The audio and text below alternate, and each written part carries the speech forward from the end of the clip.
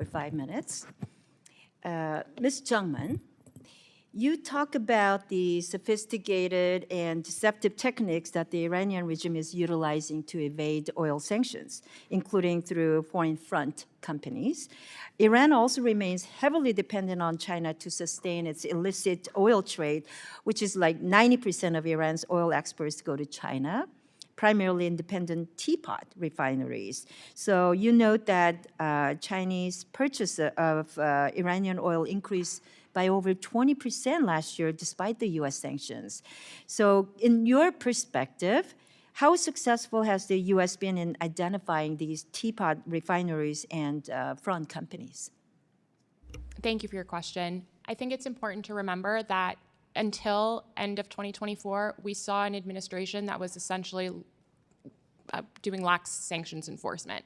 As a result of that, Iran was able to build up its revenues and in turn despite these sanctions, is easily able to replace the vessels that are designated. Mm-hmm. And until there's a comprehensive designation across the entire Ghost fleet, these vessels will continue to export Iranian oil to China. When looking at the refineries themselves, I think that it was a great first step from this administration to designate the refineries we saw sanctioned, I guess, 2 weeks ago. But unfortunately, designation on one refinery has little to no impact. There has to be a comprehensive, holistic approach on all of the refineries that are taking on Iranian oil. Can you talk about the realistic, short-term action that the U.S. can take to close that loophole?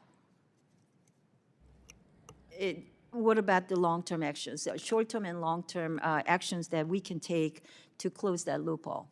Sure.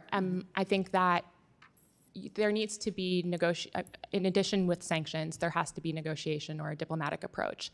And I think if there's any president that will be able to figure out what to hold over China's head, it'll be this president. Thank you. Mr. Roll, one of the recommendations you provide in your testimony to counter the Iranian regime's malign activities is to continue investing in the regional military, economic, and commercial partnerships, because in your testimony, in quote, regional economic and social success is as essential to our security interests as their military strength, end quote. So what role do joint security exercises or intelligence sharing activities with our allies play in disrupting Iran's illicit activities? Thank you, Congresswoman. The relationships we have with our Gulf partners and other regional partners played a profound role in the defense of Israel during Iran's ballistic missile attack on Israel. We saw years of CENTCOM's investment in those relationships come to fruition in the smooth air defense of the entire region, and thousands of lives, hundreds of thousands of lives were saved as a result of that. But this is a broader target set because the Iranians are moving, as I say, in the Red Sea Basin. They're moving in the Persian Gulf area. They're moving in throughout the Arabian Peninsula, and these relationships require a tremendous investment by the CENTCOM team as well as our Department of Defense as a whole.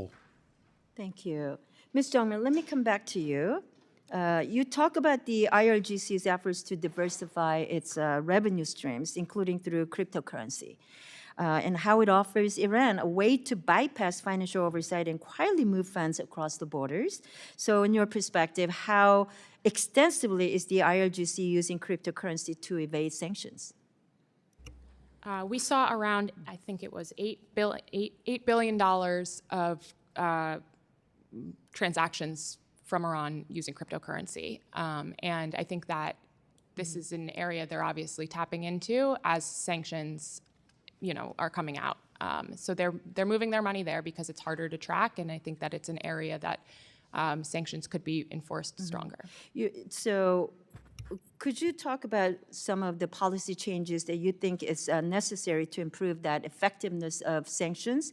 And also, what risk do Iran's cryptocurrency and front company activities pose to global financial integrity? I will. This is not my area of expertise, but I'm happy to follow up with a written response there. All right. Well, thank you so much. I ask that because, I want to see if these tactics could set a precedent for other rogue actors or states. And I think we've been pretty clear on the reason why we need a digital assets framework to coordinate with our allies to address those crypto crime. So thank you so much for your testimony, and I yield back. Let's see, who is next?